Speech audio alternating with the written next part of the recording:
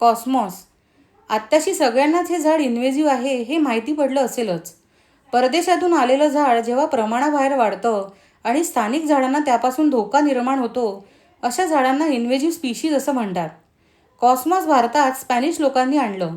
बागेची शोभा वाढवायला ही केशरी पिवळी फुलं उत्तम होती. पूर्वी ही झाडं ठराविक बगीचांमध्येच दिसायची.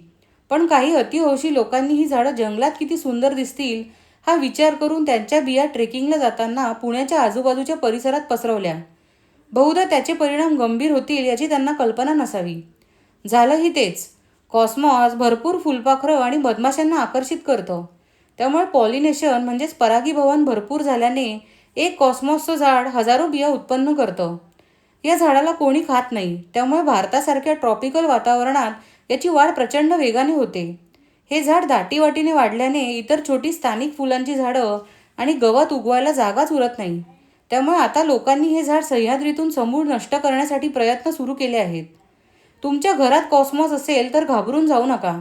कंट्रोल्ड वातावरणात ही झाडं धोक्याची नाहीत. घरी ही फुलं सुकली की बिया याच्या तोडून टाकायची. त्यामुळे कीटकांना पण फायदा होतो आणि ही झाडं वाटेल तशी वाढत नाहीत. फ्लावर अरेंजमेंट करायला सुद्धा ही झाडं वापरता येतात. माझ्या शेतात आणि घरी अनेक वर्षांपासून ही झाडं आहेत. पण अशा प्रकारे कंट्रोल केल्याने ती अजिबात इकडे तिकडे वाढलेली नाहीत. मुळात कुठलंही परदेशी झाड किंवा त्याच्या बिया जंगलात फेकू नये. त्याने निसर्गाचं प्रचंड नुकसान होतं. गणेशवेल म्हणजे स्कारलेट मॉर्निंग ग्लोरीचं पण तसंच झालं आहे. तोही प्रचंड पसरणारा परदेशी वेल आहे.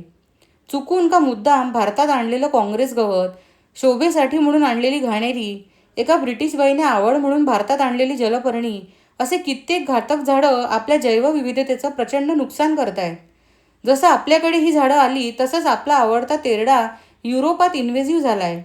त्यामुळे निसर्गामध्ये ढवळाढवळ कधीही करू नये.